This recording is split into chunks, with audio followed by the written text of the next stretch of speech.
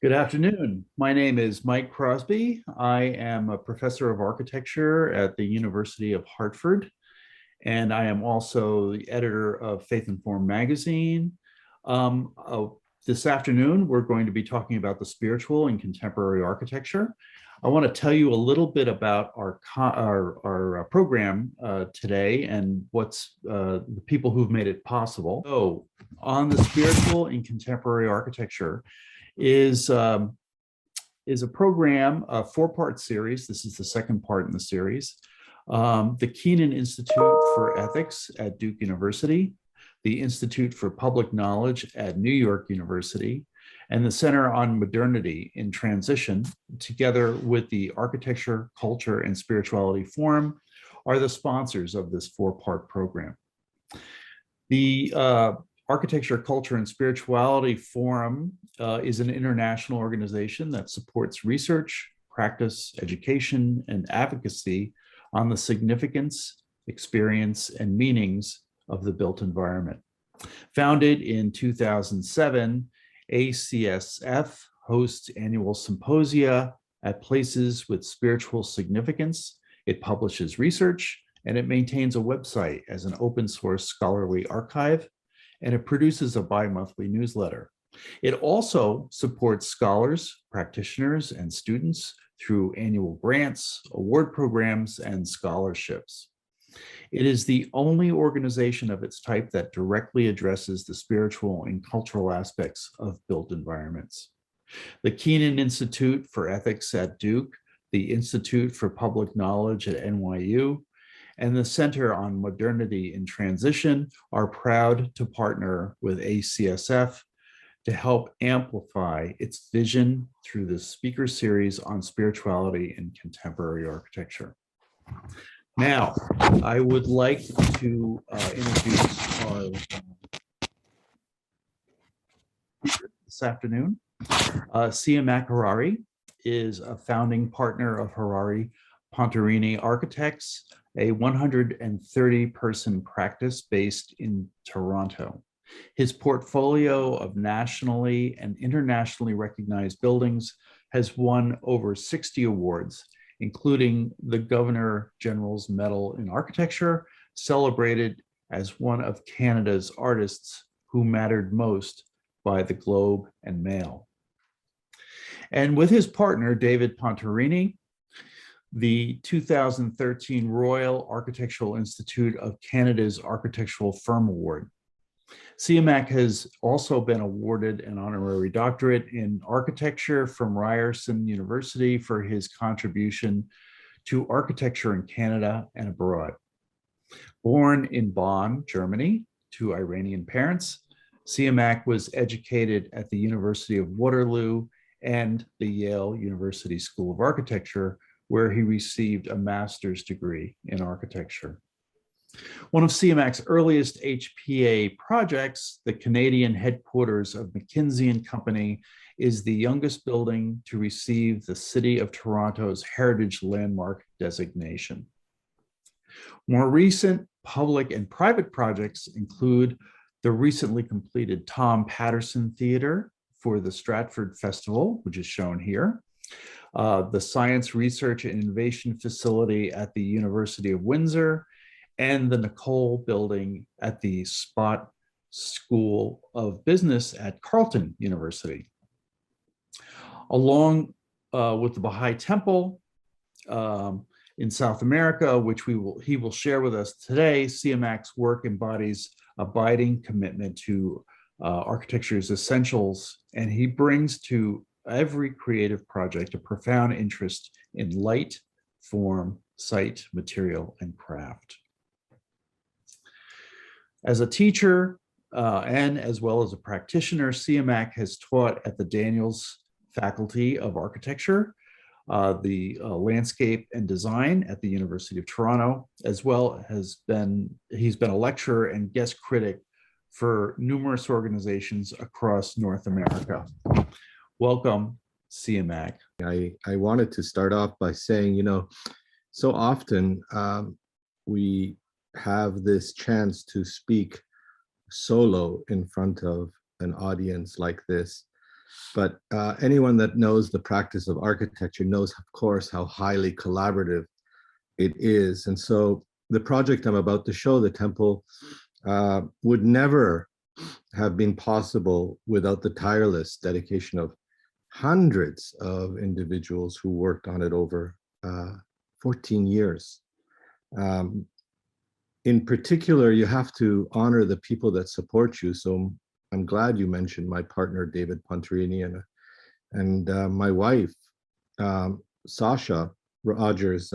So both partners, very supportive, but there were key members of the team that I want to highlight: Doron Meinhardt, Justin Ford of the architectural team. And I think before I start, I really would like to put forward to all of us, including the panel, how important, of course, our client is throughout the journey, like a 14-year journey could be. And so in this case, the Universal House of Justice, the governing body for the Baha'i faith, who unwavering in their source of guidance, courage, constancy throughout the project. So with that, I wanted to start with this proposition to the panel, since this is a conversation about the spiritual in architecture. And I love this prayer. It's a prayer from the Baha'i faith. It's a prayer of the Bab. And I'm hoping that it actually kind of sets us up for the, is that full screen there, Kevin? Yeah, there we go. It sets us up for the kind of conversation I'm hoping we would have, which is axiomatic. It's sort of the structure on which we could build a conversation. I love this prayer because it says, you're begging for forgiveness for every mention but the mention of God, for every praise but the praise of God, for every delight but the delight of his nearness, for every pleasure but the pleasure of communion, for every joy, for every anything, he says, anything pertaining unto me that bears no relationship unto thee. And at the end, which is the key sentence for us, provideth the means and unlocketh the doors. And so I really have come to this place in my life where I really don't know where ideas comes from. I don't know where perseverance comes from. I don't know where courage comes from. All of these things, I think, are so inextricably tied to the conversation we should have about where our ideas come from. How do we stick with them? How do we actually climb that wall? How do we take the effort? How do we get to a point where we put something forward that is complete? So I really think that it's with that spirit that I'm hoping that we begin this conversation. Next, please, Kevin.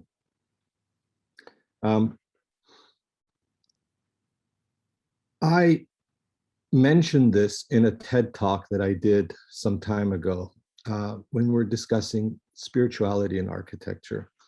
And about 30 years ago, when I was studying architecture, there was this wonderful Louis Kahn building across the street from where I studied. And I mentioned that I saw the security guard run his hand across the concrete wall, and I just saw in the way that he did it, the expression in his face, that something really hit me. And I could feel it. And it was about the way in which the building was moving his spirit. And I was, of course, across the street, we were learning all about architecture. And here was something that you couldn't really teach, which was this emotional reaction to architecture. And I wondered, how is it that architecture can do that? I mean, we all know that we have to solve for function, program, budgets, but what do we aspire for? We aspire for beauty, sensuousness, atmosphere. There's a lot of conversation we can have about that. The emotional response. How do you actually express the ineffable? How do you create a condition in which someone feels the ineffable? How do you create this wonderful exchange between the measurable and the immeasurable? And how do you actually engage in a process where you end up surprised, where you could not have predicted where you ended up? And so, really, I think this is where the furthest reaches of our imagination are engaged. I'm very excited to have a conversation around these things. And I think that we're talking about the very deepest of architectural experiences. So in 2003, there was an open call for designs, and it was a hugely important milestone in the Baha'i faith, 170 years in. And the brief for this was the last of the continental temples, which meant that it was going to be the, the, the, the end of the creation of continental temples, which would open the door for national and local temples. So it's this milestone in the Baha'i faith. And here, in the annals of religion, is a deceptively simple, very simple brief. It was a circular room, 9 sides, 9 entrances, 9 pillars. The idea that you can approach this from all directions. 9 symbolizing completeness, perfection, and that's it. So we had to design a room that would give you this emotional response, that would express itself that way. And you know, you end up asking yourself, when was the last time that you were really moved by architecture? When was the last time that you stepped into a space where your heart was lifted, where your heart skipped a beat, you were moved to tears? What causes that? And of course, you reach for that. Doesn't matter what you do, whether it's a house or business school. But in this case, it had to be the very deepest of architectural experiences. So you can imagine that for me, when the House of Justice put forward this call,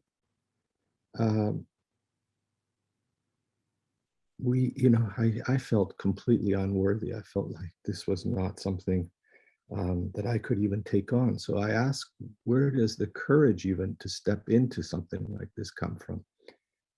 Anyway, I still to this day don't know how this happened. And it should be said that the Baha'i temples are meant really for people to walk in from all walks of life, all backgrounds, all faiths, or no faith at all. And instead of, this idea that you put up walls, it's quite the opposite, is that it needed to express a universal space, a space that would make people feel like this was their space. And in South America, in Chile, didn't matter whether you were wearing a business suit or a poncho or this color or that color, it should feel like this was your space. So you can imagine the daunting nature of this assignment. Also, in the Baha'i faith, there's no clergy. And so there's no precedent for space of this nature that you could draw on. You couldn't say, well, I'll take that archetype or I'll take that form and I'll apply it here. And so it really was one of the first 9 temples in the entire making of the faith. And so you had to really kind of, you were in the earliest days of exploration of form, translating this sort of extraordinary aspiration. So how do you approach the design of sacred space today? I mean, what does even sacred mean today? And when you have a new type of worship space with no pattern of model, no plan to that you could reach to and say, okay, I'll grab this as a beginning point. it's almost like designing the very first churches of Christianity, or maybe the first mosques in Islam. So um, we were completely, I was completely, as I said, I was completely feeling like I was unworthy and unable to even enter into this. But I was lucky, you know, and this is why I mentioned the support I have in my life. First of all, Sasha, my wife, was she nudged me into it, and and this is where I wanted to talk with the panel. So then something happens, accidents happen, and I stumbled into a very beautiful quote from the Baha'i writings, which I was deeply, deeply moved by. It's from the Seven Valleys. It's in the Valley of Unity. And it speaks to the idea of prayer, and that if your prayer is answered, which is already very interesting, that that that condition needs to occur. That if your prayer is answered, your very inner being, your pillars within you, become a shine with his, H capital, his light. And I thought, wow, what does that mean? I mean, I knew people that felt radiant, alive when you see them. But what does that mean? In I just started to think about that. It was just like a way of getting into it. And so, next, please. Um, I thought of alabaster. When you kiss it with light, it becomes alive. Next, please. And so I drew this sketch, this idea of a building with two layers, and one on the outside, one on the inside. And you have this kind of ability to embody light, which I thought was very interesting. Not let light simply pass through, but allow light to be like the piece of alabaster, captured, and it causes a transformation in the architecture, like the pillars of light becoming alive. Next, please. And so we were looking, and the models for the Baha'i temples they were what I called a three-step. There was a step and a step and a step, or there was a two-step, a one and a two. And we were moved to explore this idea of what if it was a single pure form, and that the entire thing was a dome, and it was just alive with light. Next, please. But the problem was, of course, this idea of prayer needed to somehow come into it. And I saw this gorgeous little video by, I don't know, I think it was a 5 or 6 year old. And he time lapsed plants and how they reach for the light. And I love this idea that it needs to be a form, but it needs to embody the idea of the spiritual from everything I had read in the Baha'i writings, which is it's not just you go into a cave or you go into a seclusion and you say lots of prayers, but this idea that it's actually a very active thing. You're engaged in a life which requires service, which requires action, which requires movement. And so this idea of movement started to somehow find its way into the form. Next. So this is one of the early sketches, this idea of somehow something that would move. Next, please. And you see this form in all sorts of places. I love the idea that anything to do with a temple has to have a center, because the whole thing, as you saw in that first prayer that I pointed out, was all about a center and speaking to that center. Next, please. And I love that it's something that you see in many different places. Next, please. And this idea of movement and stillness, that the center is both still and everything is in this constant state of movement around it. Next, please. And so we did what most people imagine. We were experimenting. And I think this is something that we got to talk about, is when you engage in a process, which is like falling backwards, you need the process to catch you. And then you end up in a place that you could never imagine, which is this idea of arriving in a place which surprises you. Next, please. And of course, we were looking to how we could use hand sketches, but next, please. Also, we were looking to using the latest technology in order to express this softness, this folding, this sense of um, openness. And this was in Maya, which then translated to Katia. And so we were embracing the very, the very latest tools along with the most ancient tools. And the same thing with the latest materials. And you'll see that with the most ancient materials. Next, please. And so I love the fact that not unlike the Parthenon, we were also looking to sacred geometry. This idea that it's a perfect 30-meter ended up being a perfect 30-meter circle, and then a perfect 30-meter sectional circle as well. So in plan and in section, it's identical and becomes this gorgeous sphere, which I think has a lot to do with what you read, the intelligibility of geometry in sacred structures. Next, please. And this was looking to how we could structure the wings in such a way that they were coherent from the inside out. This was from a story that came from an accident from Jonathan Ives. He had called about potentially doing a house for him.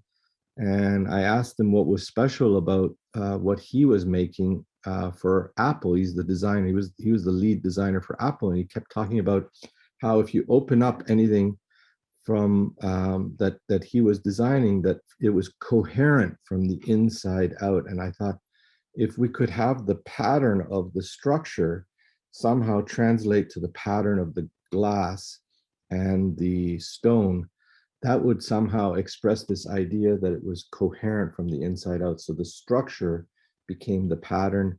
And I like that very much, because one of the great principles that I admire so much in the Baha'i faith is unity in diversity. And this idea that each of these panels would then be different, and as a whole, they hold together, and that the pattern is coherent from the inside out. Next, please. So this is the earliest sketch, and I love, next please, the idea that everything is wound and bound at the top, which is this eye to the heavens. And it means that structurally, it really depends on being bound together to create this kind of strength. The word religion comes from the word religare, which I loved, which is this strand that you bind the bundles of wheat in a field. And so this idea that actually binding the 9 wings together, this kind of the strength that comes from actually tying together all 9 wings is what holds up the entire shape of the temple. And I love that very much. Next, please.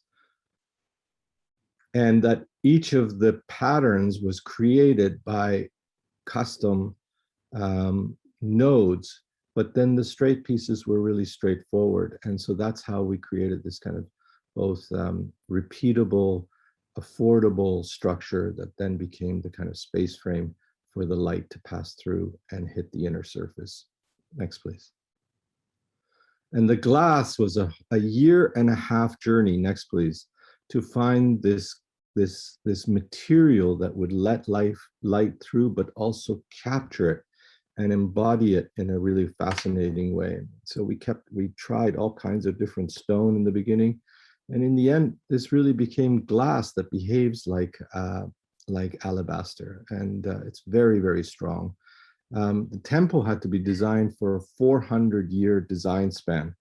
And so it meant that we had material testing on this glass that were extraordinary, and it passed. It was fantastic. It's a borosilicate glass, which they make petri dishes out of. And we found a place that had used petri dishes that were broken and then melted into rods. And then we broke the rods in just the right pattern, and it created, after a long period of many failures, we found this wonderful pattern. Next, please. And then the inner layer, which was equally important, like you have these two layers, and then the outside is this glass. The inside is, we were wondering what would it be, and I love this idea that like a jacket, it would become a very warm material. And eventually we found through, again, a number of extraordinary accidents, 8 months of looking here and there, we found this one vein in a quarry in Portugal of this stone, which is normally a very pink stone, a very orange stone, and it's translucent, but we wanted it to be white. And the owner of the quarry had one vein that he had held on to for several, I think it was 7 generations of his family, and they had not let it go, and they were waiting for just the right project. So it was really just a miracle that we were able to somehow convince him to part with this stone and incorporate it as part of our project. Next, please. So it has this extraordinary quality, this softness, this sense of light coming through it. And it can be very, very thin and very strong. And those were the two things. We could not do that with alabaster or onyx or any of the usual suspects. So this was really an extraordinary find. Next, please. And so the stone, you can see, went up first. The only scaffolding we had on the entire project is this central column, which held up the oculus, which then the 9 wings wound themselves around, and that became the structure for the whole project. The panels were exquisitely fabricated by Portuguese craftsmen. The entire structure was fabricated in Turkey. So we had all of these things brought in from different parts of the world. Through technology, we were able to somehow create this model, which allowed different parts of the project to be let in different parts of the world, and then brought together almost like one of the project managers called it like a huge jigsaw puzzle. Next, please. So you can see as the light of the 9 wings moves during the day, it's really quite gorgeous. The star figure moves, but you can see how also the light slightly kisses the interior stone. Next, please. And so here you have it. This is basically the idea of a prayer received, a prayer answered, and that all of the pillars of one's very being are illumined by that. And of course, this is the light emanating. Next, please. During the morning is so beautiful because that blue of the dawn light and how it hits the interior of the temple. Next, please. And then during the midday, it becomes like a tent. The entire temple becomes sheathed with this soft, very wonderful ethereal light. Next, please. And then in the afternoon, the gorgeous orange light of the sunset hits the surfaces. And it's very deliberate that we didn't want this stone to be heavily patterned. We didn't want it to feel like one of those fireplaces in many hotels with the alabaster. No, it needed to have this sense of softness. And then, of course, at night, next, please, it reverses itself and the light emanates out. And here you can see the setting, this beautiful setting, this 9-year journey to find the right site. Next, please. And here you can see how it looks over the entire city of Santiago. There's a whole story that could occupy a talk in itself of finding the site.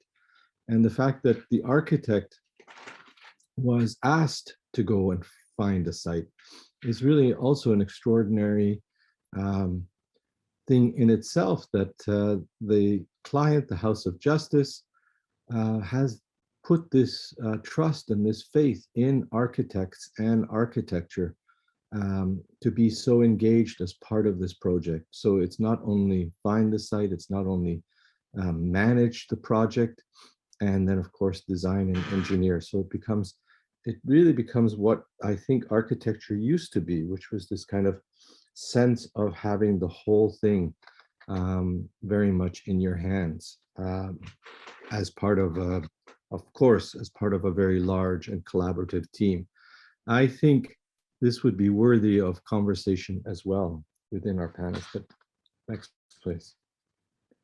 So you can imagine there were over 2,000 of these steel nodes, 9,000 pieces of steel, approximately 7,800 individual pieces and shapes, 10,000 pieces for the entire superstructure that had to be described, engineered, fabricated, all with this aerospace technology, prefabricated, mostly machine to machine, a lot of use of robotic technology. And at the end, we were within 3% of the original $30 million US budget given to us in 2006. Next, please.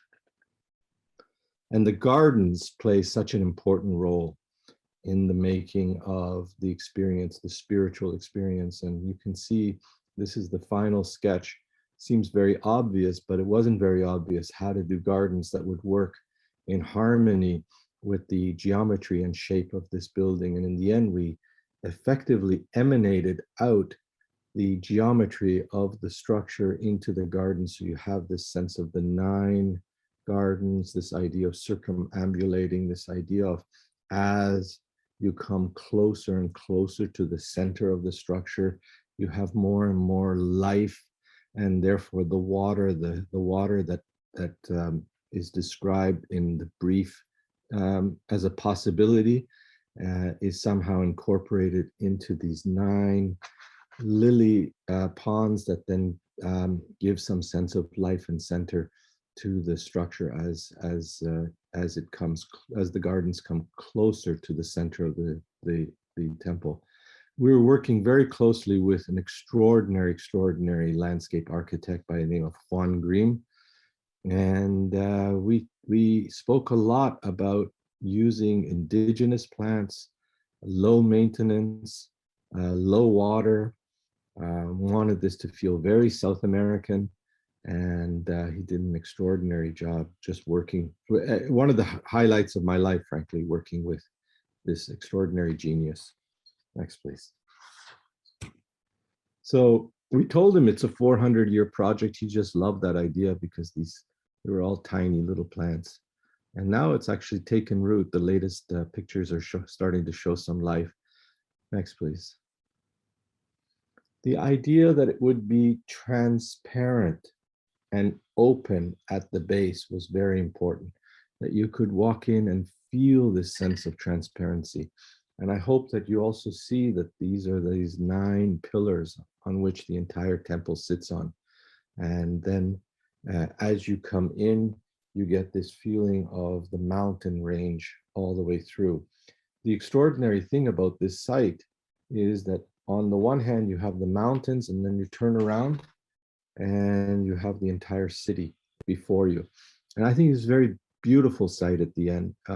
The way that we discovered it, the way that we stumbled into it in itself was a journey which to this day I feel very strongly, and most of the people that are involved very strongly, again, to go back to that first prayer, very strongly believe that this project clearly had a hand in it and took us on a journey rather than us taking it on a journey. Next, please. So the place is being open now, and finally it's all reopened post-COVID, but it's been open now for, I guess it's 5 years. They're coming on this celebration of 5 years. Next, please.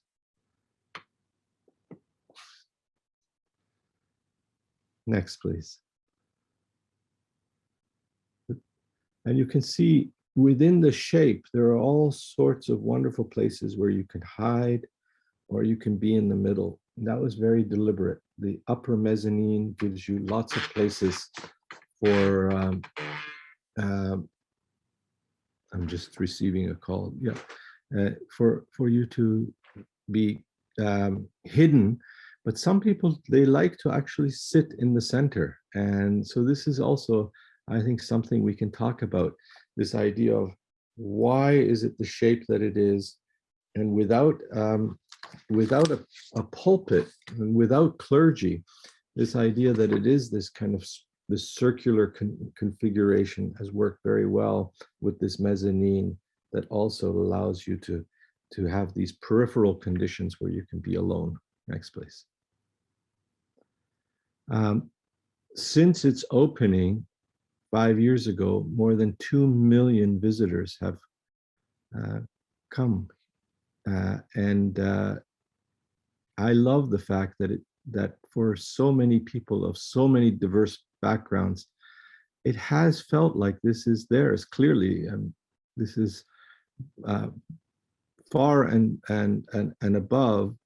It's largely a non-Baha'i population. I think the city of Santiago has embraced it as their temple.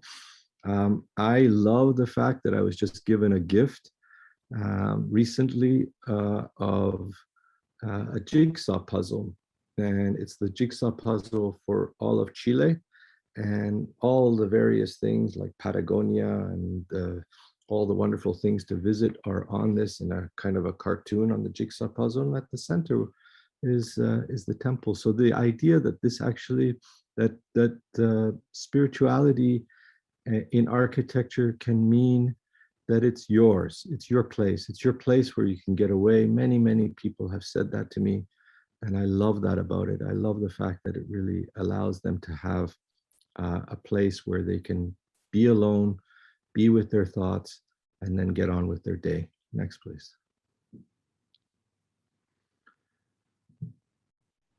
Next, please. We're really thrilled that the project from an architecture point of view has been also embraced by, it's won the attention of the highest awards in architecture, including international prizes. We just were told of another one. But I think what I find maybe the most important thing is as I reflect on the subject at hand, is that people feel like this is something they want to come to. They come and observe it. They come and enjoy it. They're definitely moved. Many people are moved by the experience. And then, little by little, people are also helping take care of it. And so there's a whole group of community activities that are springing out from this wonderful community that started around, and volunteers helping with the gardens. All of this kind of collective activity is also taking place. So just before the pandemic, some 30,000 people would be coming on a weekend, which meant that there was a 6-kilometer lineup for the cars coming up. And so clearly this has resonated with people, especially in Chile. There was a headline which said it's the most socially posted space for people in Chile. And so really I come back to the story of the security guard, and that he was moved, and that he didn't need a PhD in architecture to do that. Something within us does that. And how does that happen? And where do our ideas come from? Thank you so much. Thank you so much for that presentation. The thing that comes through in your presentation is how important this building has been to you personally. And not many architects have that kind of an experience in their practice. And they may practice for 40, 50 years and never have that experience, which is quite a life-changing. I think I believe that this building has changed your life. And I had the opportunity to visit this building just a few years ago. And the quote that you had about the the the the building glowing or having light from within is absolutely the way it is experienced. It's a very moving building when you're there, when you actually are in its presence. And I really love the fact that the materials were waiting for you. They were waiting for you to come, and how they became part of this project. So I'm going to share my screen for a sec here and introduce our three panelists and ask them to reflect on your project. And let me just open this up here. There we go. All right. So with us today are architect Hussein Amanat, who is the designer of the iconic Shahad Azadi Freedom Monument in Tehran, Iran. He is the architect of the World Center of the Baha'i Faith in Haifa, Israel, which includes the Shrine of Abdul Baha, one of the central figures of the Baha'i Faith, whose passing 100 years ago this month will be observed by followers of the faith around the world. Roberto Chiatti is founding principal of Larkin Architect Limited, an award-winning firm specializing in the design of sustainable sacred space, and that firm is based in Toronto. He's a frequent lecturer on sustainable sacred architecture, eco-theology, and the cosmological response to the ecological crisis.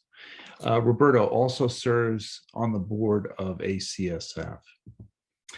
And also with us today is Susan Jones, who is a national leader in the mass timber design community and the author of Mass Timber Design and Research, which was published by Oro Editions.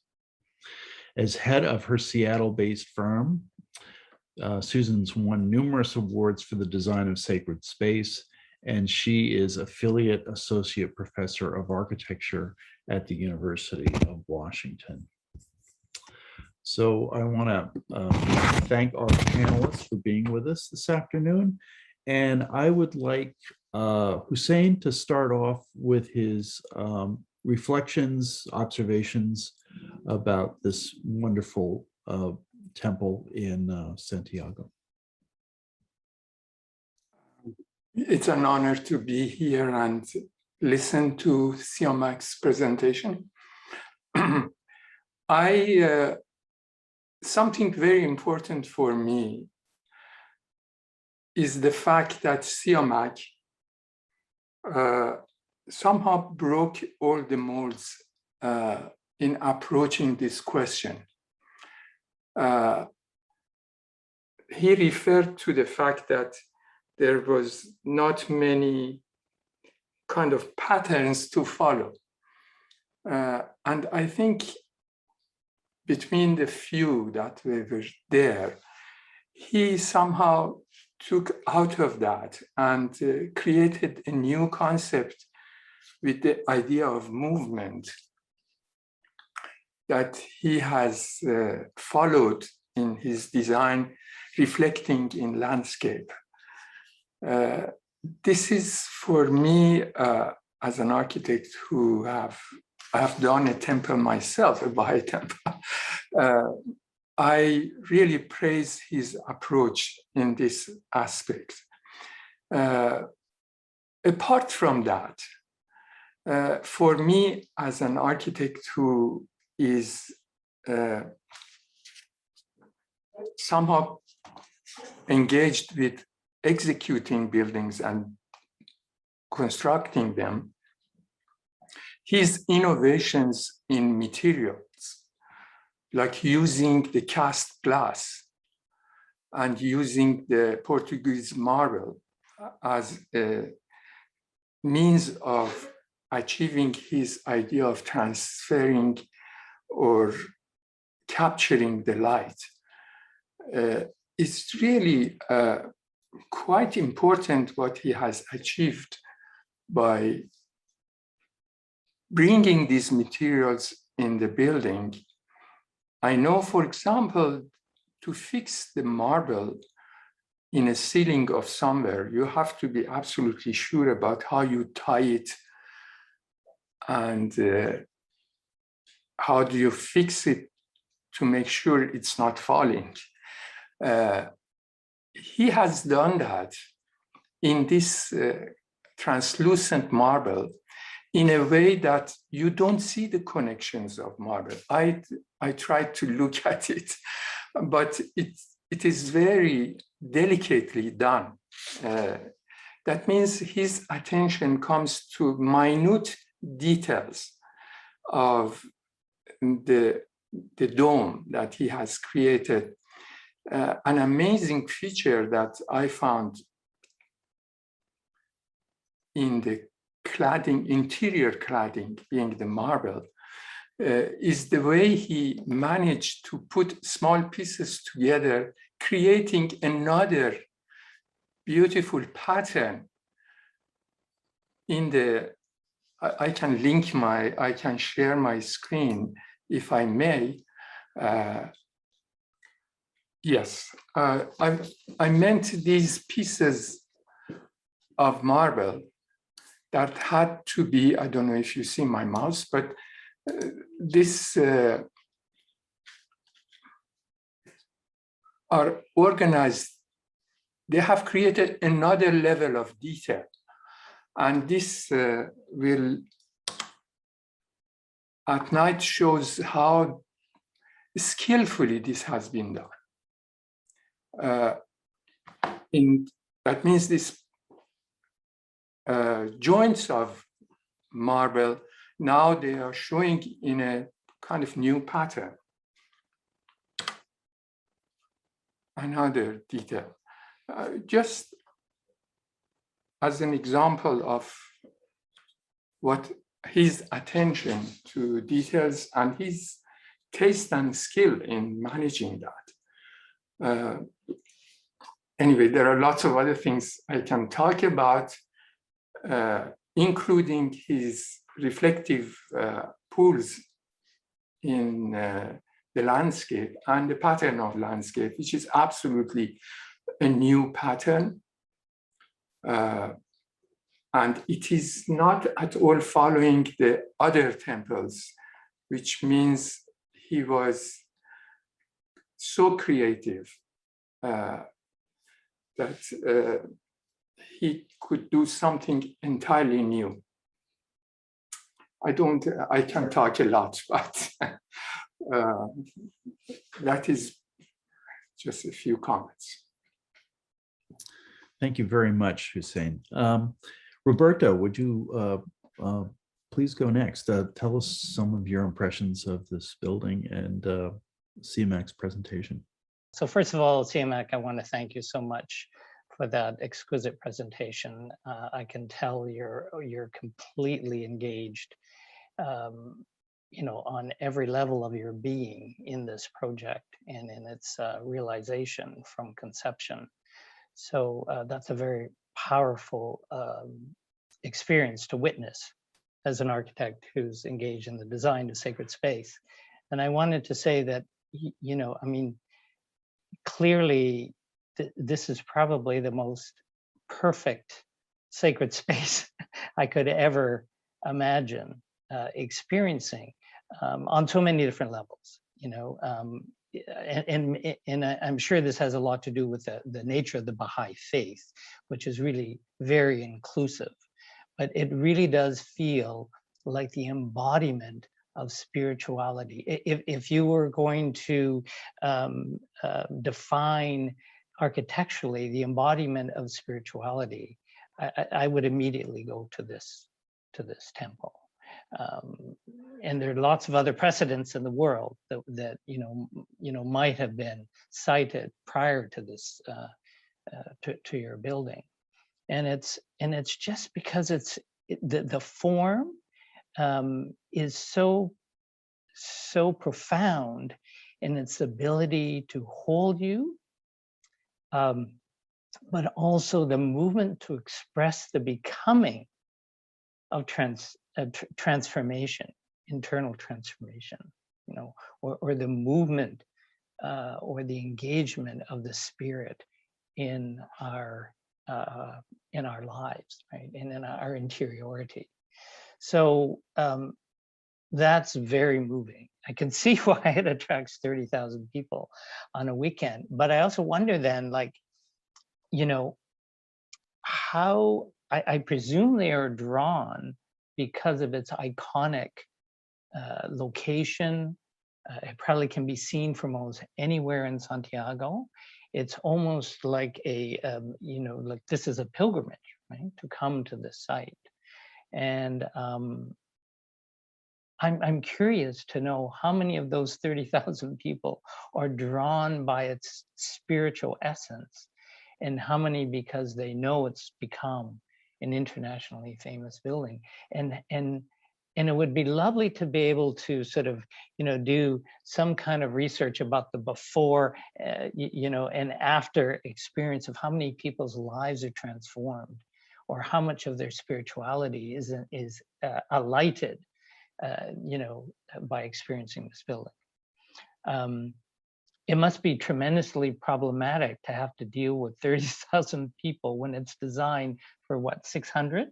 So in terms of everything from how do you feed these people, how do you deal with washrooms and parking and traffic control and all these things, it must be a profoundly challenging. But the other thing, as someone who is very much engaged in the design of trying to make the connection between sustainability and spirituality, you've spoken very much about its location in the mountains, and clearly, the sort of connection between the inside and the outside by having the ground plane transparent, so that when you're in the space, you're not only, impacted by the light of God entering and transforming the space, but also you have this, this sense of the horizon of being connected with the landscape. Was it conscious in your design that you wanted to draw from the tenets of your faith, and in fact most faiths that acknowledge God's presence in creation and the value of creation and the relationship we need to have as humans with creation, and the responsibility to be in right relationship with creation? Siamak, please respond. I'd like to hear your responses.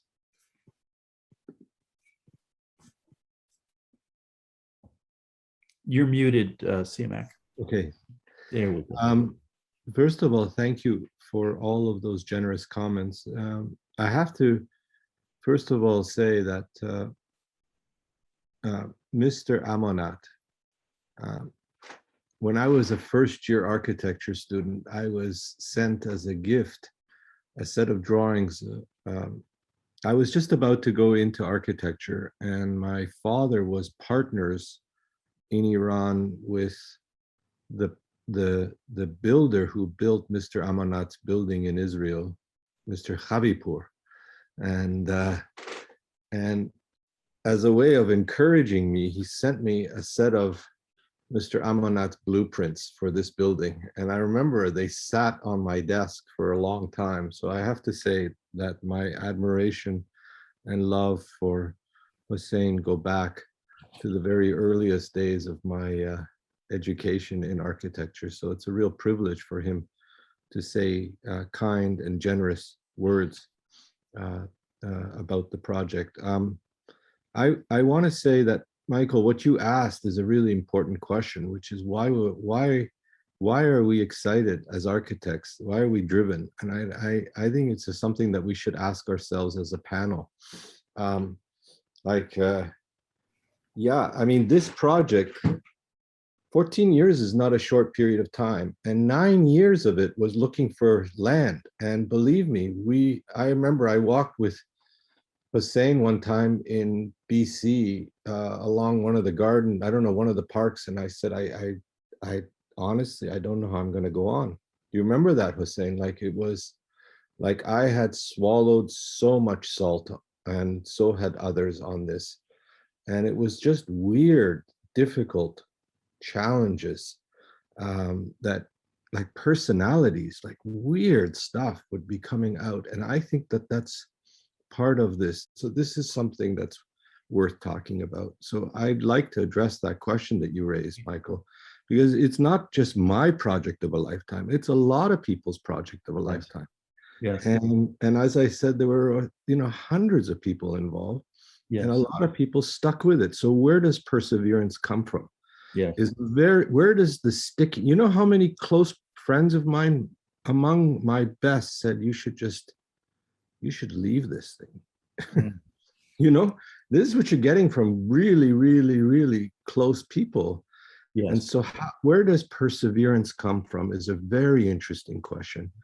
And why do you need to persevere? And in a way, the thing takes you on a journey. You're not taking it on a journey. And so you end up in a place, and I liken it to the story of Majnun and Layli, which is a very famous Eastern love story, which some of you may be familiar with, but Majnun is looking for the divine. It's like Dante's search for Beatrice. You remember that story? It's this idea that you're looking for the love of your life. And I love the fact that in this story, out comes this crazy watchman that's after Majnun, and he thinks he's going to kill him. You see? He thinks he's going to kill him. And so he runs. The Majnun runs, fearing for his life. He ends up running, and then he hits a wall. Well, how many of us have not hit a wall? Mm-hmm. Of course. He hits a wall. And then he starts scaling the wall. And in that description, it says great effort was required to go to the top of the wall. And I've always loved that story, because then he goes over the wall, he goes down, and there's Majnun. There is his Beatrice. There is what he was looking for in the garden, looking for her ring, which is also weirdly weird. I'd love to know what people, but here's the punchline. He turns around and he says, oh, I should say a prayer for the night watchman. Because had it not been for the night watchman, I would never have found my Beatrice. Now, how you look at the story of any great artist, any great painter, any great sculptor, any great musician, that's the story. Exactly. They end up terrified by the process. Yes. If you're not terrified, you're not in the right place. I'm convinced. Exactly. If you're not terrified, that means go home. You're on the beach. If you're terrified, it means that maybe you're on the right path. And then what makes you stick with it? See, this is what I'm curious. What makes Majnun stay with it? That he's terrified, and then he climbs that wall. A lot of people give up on the wall. Exactly. They just say, you know what, this wall is too bloody hard. Forget it. Yeah. Exactly. And so he climbs the wall and he goes to the other side. Then he says a prayer for the night watchman. So I'm curious what this is a very important conversation, because aspiration, just to come to your point, aspiration is very important, and it goes to what Roberto was saying. Yes. Susan, I'd like to get your impressions of this project and Siamak's presentation. Well, Siamak, I'm interrupting a very important train of thought for you, and so I want to be respectful of that very important emotional discussion that you're having with us, and you want to draw us out. all three of your responders have been innately involved in that decade-long struggle to develop a new materiality, to bring that to life, as you know so well in your Toronto arena, or to bring buildings to life that take maybe not 14 years, but take 1 or 2 or 5 or 10 or decades in some cases. So I'm happy to abandon my responded remarks, please do. but to continue this conversation, because I think my remarks are regarding the deep respect. First of all, I want to convey this from my heart, Siamak, that the way you started this project, this presentation about begging forgiveness, and the humility that that entails, for recognizing that those powers are beyond you, the provider of means, the unlocketh of the doors, and means from everything from that deep personal psychological drive that you emulate in this discussion, but also to the means in a very prosaic sense of just financial means for the client to have that faith that then is reborn in millions of people in their visits over the last 5 years. And I want to congratulate you for holding that faith, continuing to beg for forgiveness, and to move forward with this project.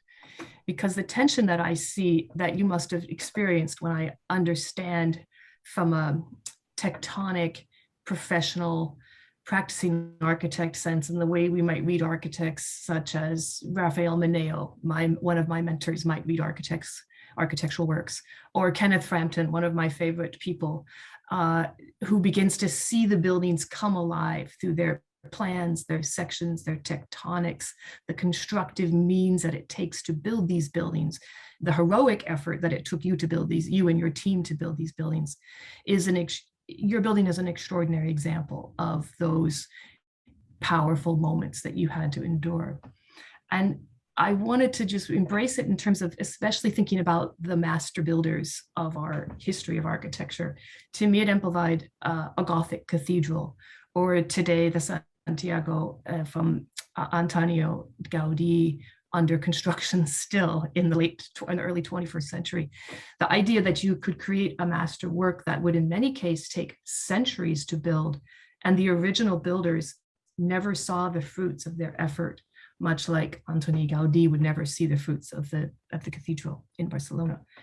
And I think in some ways you are very lucky, it positioned along that spectrum, to have embraced technology and have the technology available for you to embrace, from the Maya and the CATIA software programs and the craftsmen, and that 7 generations of marble.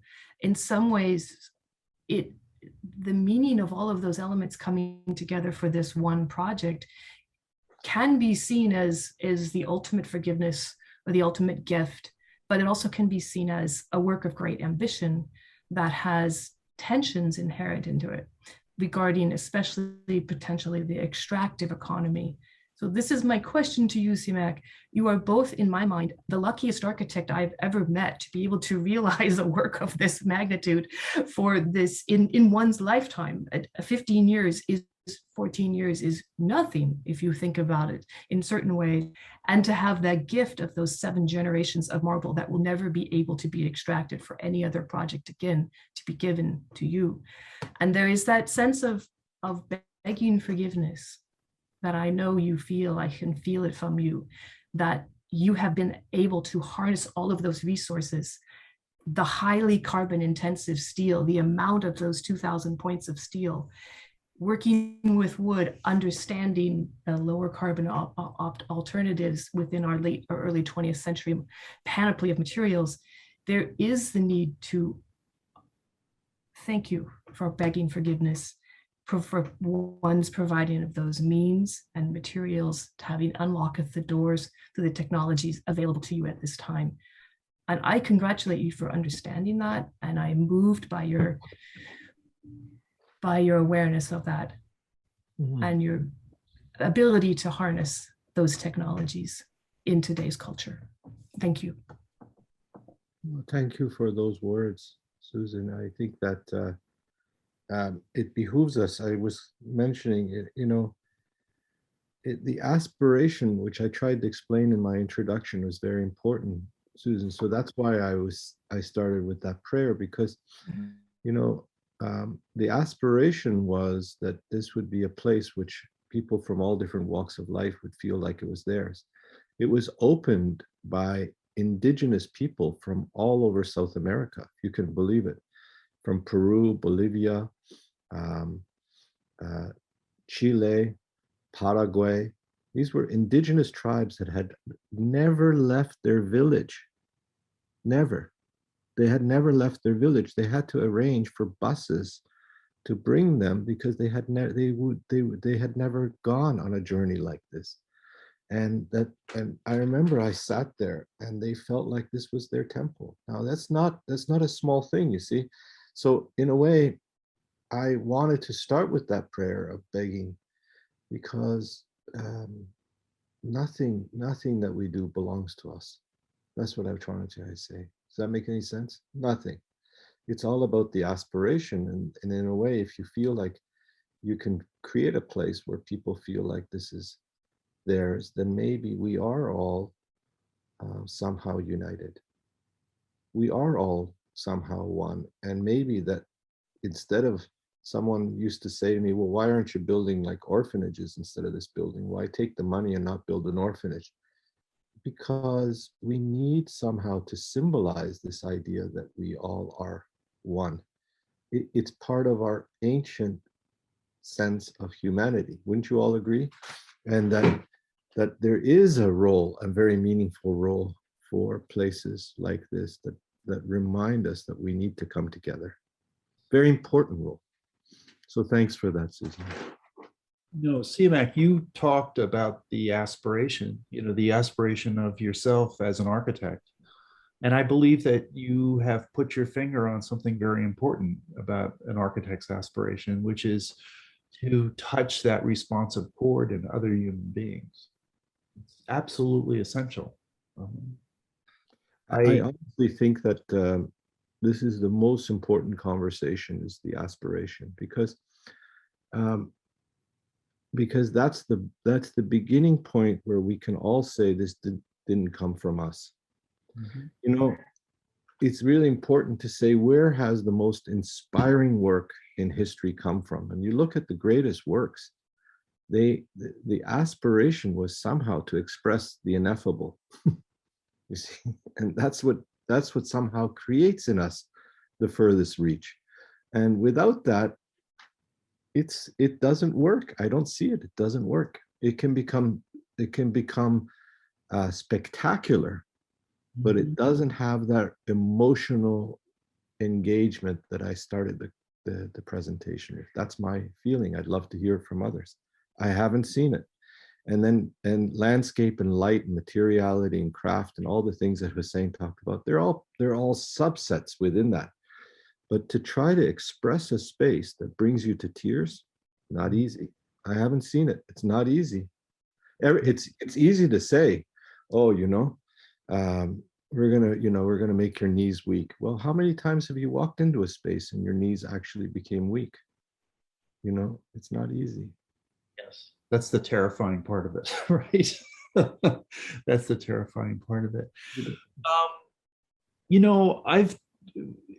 All architects have had this experience of walking into their finished work, their building, the thing that they've designed, and they see something that usually gives them heartache.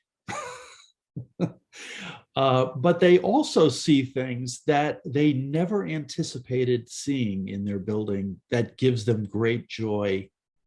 Have you had that experience with this? Oh yeah.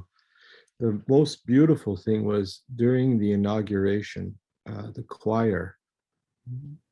I never imagined that the sound would be this perfect. I don't know how it happened. And still to this day, we don't know how it happened, but the sound is so alive within that space that you don't actually know. If you close your eyes, you have no idea where the choir is. Mm-hmm. It just, the whole building becomes sound.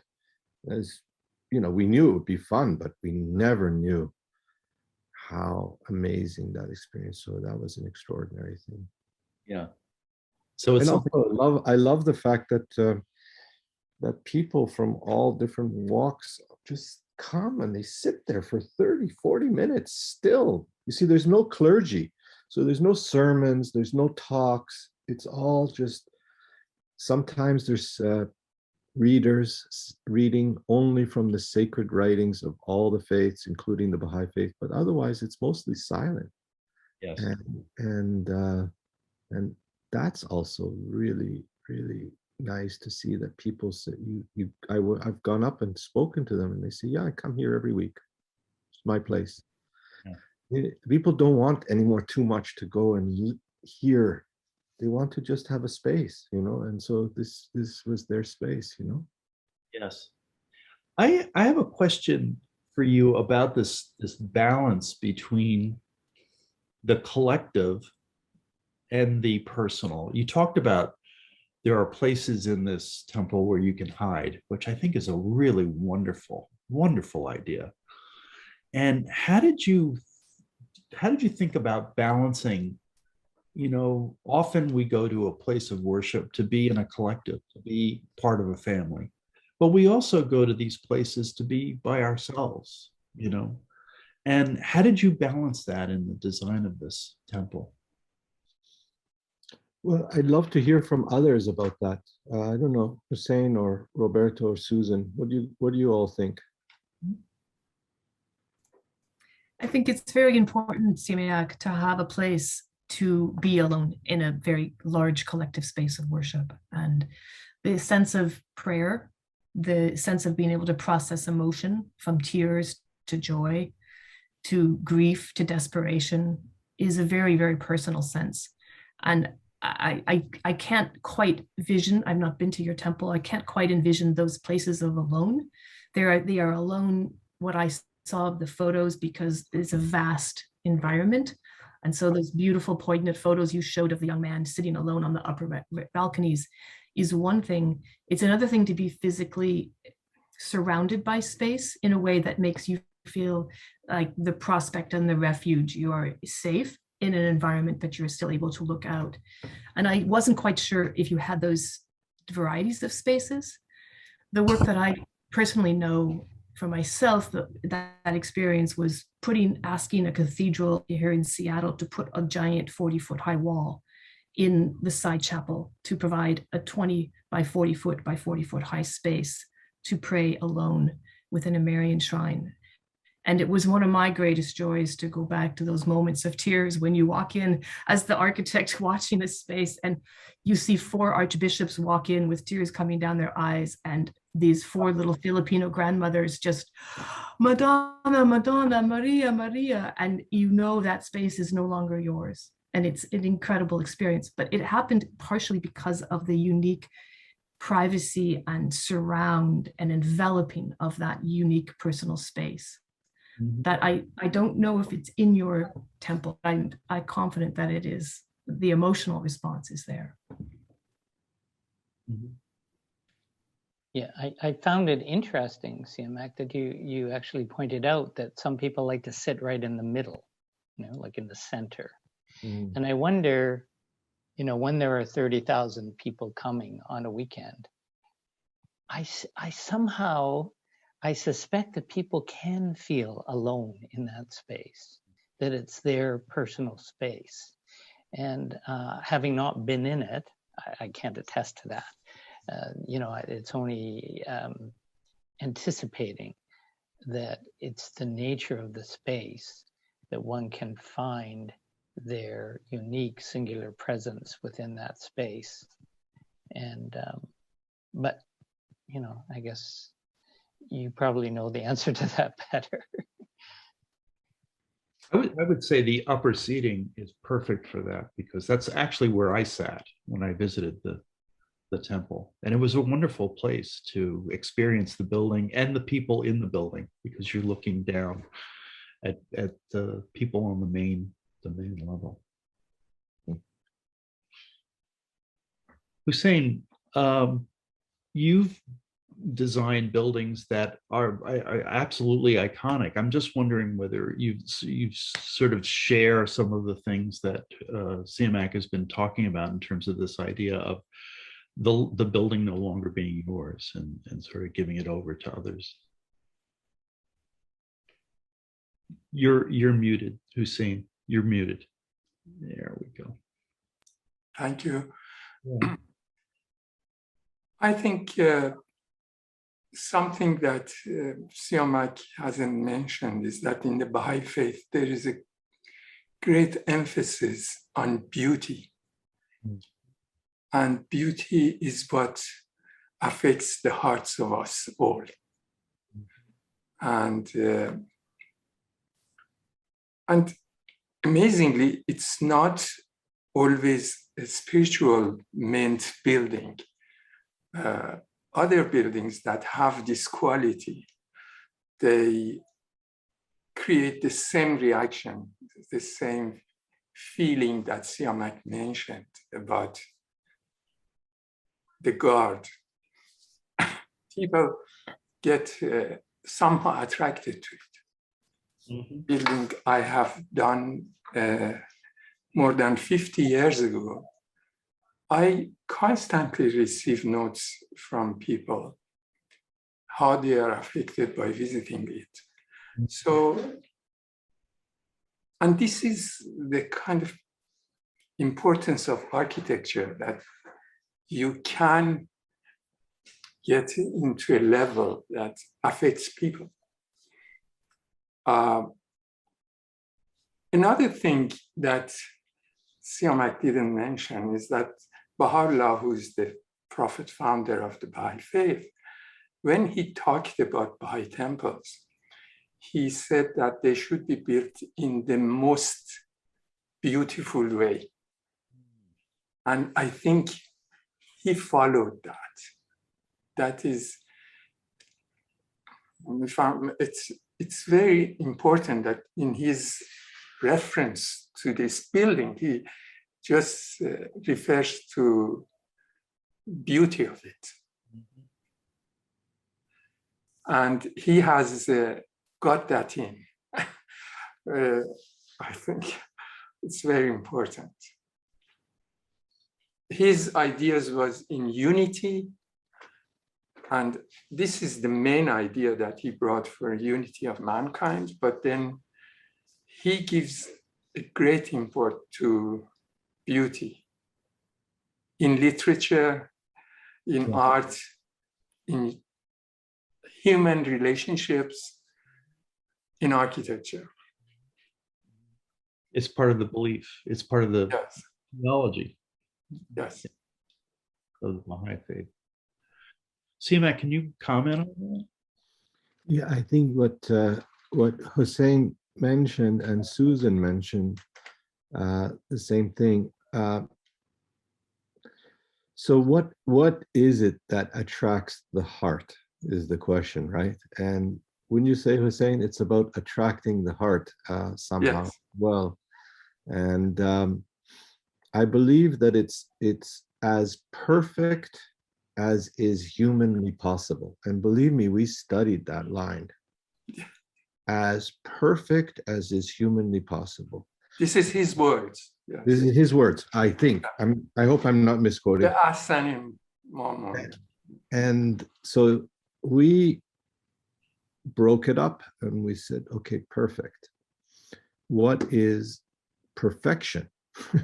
See, because you start getting into it and you say, well, what is perfect? We have a very Western notion of perfection. We think of perfection as described by geometry, as described by symmetry, and so but if you look at, for example, Japanese notions of perfection, there's a real wonderful sense of imperfect perfect, that things like, and I presented this when I talked about the design of the temple. I fell in love with the idea of a cheekbone, because a cheekbone is actually a wonderful form, and the softness of a cheekbone. And so what about organic shapes and their sense of perfection, you see? And so this was something. And what about softness?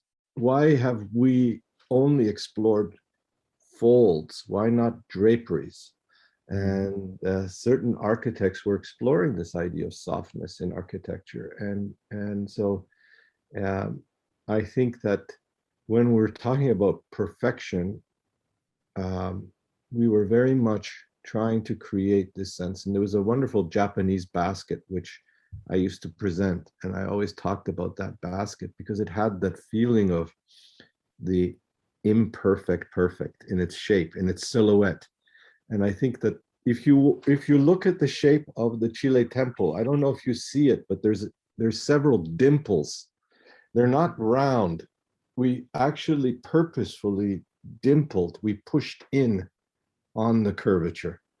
And those dimples are very much like what you find in a cheekbone. What's interesting about cheekbone is not necessarily only the outer, it's all the inner. It's the way the light catches the surface on an inner surface. And so we were looking at this idea of the imperfect perfect and trying to sculpt something that would be, yes, it would be a singular shape, but somehow it would escape the monotony of the egg. Because the egg had been done in sacred architecture so much.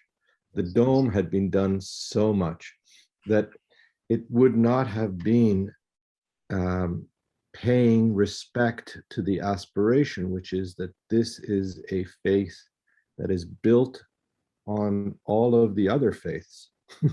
And it's a very high aspiration. It says that all of the other faiths were necessary for this next chapter to occur. But now we need to move to the next chapter. And so somehow how to give form to that aspiration and that sense of beauty is where we were after. So it had to have a slightly new edge. And Susan was quite right. I mean, yeah, we used technology.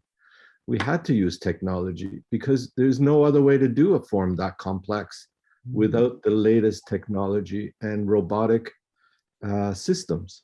At 30 million US, I mean, today it would be just ridiculously impossible, but even at that time, it was a stretch to cut 10,000 shapes, independent and accurate to within a millimeter, and have them come together in a country after they've traveled 4,000 miles by boat, and make,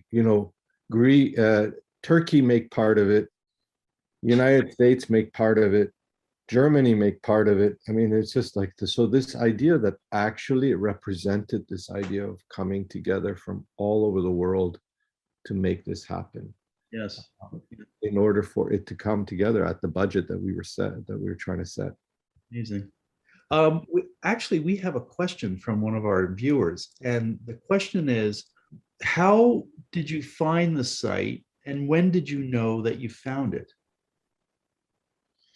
Okay, well, that's a very complex story, but let me say that we knew that we were in trouble when we saw the first site that was bought for it. It was on a highway. It was next to a Toys R Us. It was a little, I can't remember. And so we wrote, and we told, okay, go find a site. So then we went, for the budget that we had 800,000 US. To find a 10-hectare site in Santiago de Chile was a really tough, tall order. So we ended up in the desert in the north, and for many years looking around, like literally in the desert, beautiful desert sites. I mean, but couldn't make it work with water and this and that. And then through a series of events, the project won huge international attention.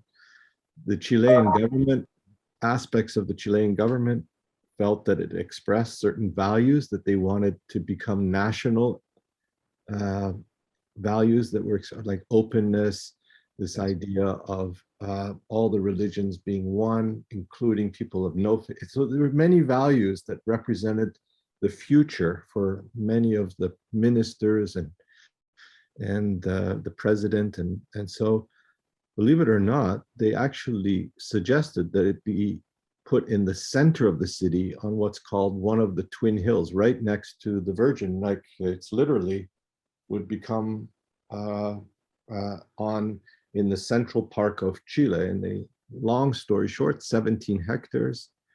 It was passed by an act of parliament. It took a year to meet with all the ministers and regional governments and this and that.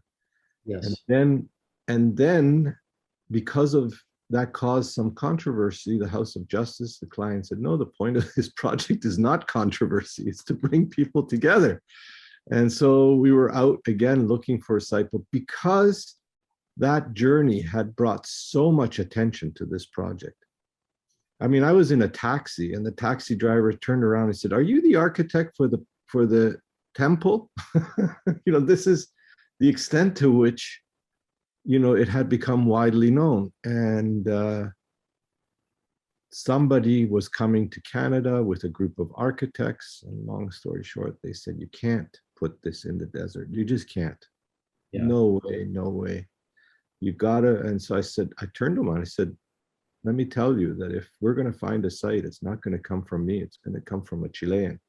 Yes. Because how in the world is a Canadian architect supposed to find a 10-hectare site in the center of Santiago, Chile? It's a bigger city than Toronto, more, hugely built up. Anyway, next thing you know, he found a site. I went to see it and it was like beautiful. Wow. So just accident on accident on accident. And then a 4-year journey to actually seal the deal, 3.5 year on that piece of land. Wow. But the scariest part is they took me way over there on this land. And I said, "Forget it. It was awful. Turn around. Let's go home." And then for some reason, I started to walk. And I walked 1.5 kilometers in another direction. Yes. And then when I hit the spot that the temple now exactly is built on, Wow. I was like, I had this, whoa, this is perfect. Yeah. And I felt it. And then I started screaming for the others, and they were so far away, they didn't even hear me. I was like, "You guys got to come here." But I think Hussein remembers, because I was talking to him at a funeral and I said, "You don't believe me. I can't find this site." Hussein said, "Well, for God's sakes, don't put it outside the city because no one will come." You remember that, Hussein? Yes. And that also triggered in my mind, like, yeah, that was an important thing that you put into my and others' consciousness about finding a site. Siamak, I want to thank you so much for sharing your time with us today and talking about this project. I also want to thank our 3 panelists for being with us and giving us their insights. And I want to invite our viewers to join us again in February. On February 3rd, we are going to have another session with the Toronto architect, Bridget Shim, and she will be at the Congregation Bethlehem Synagogue in South Portland, Maine. And thanks again for being with us today. We really appreciate your time and your insight. My pleasure. Thank you so much. Wonderful to be with everyone. Thank you.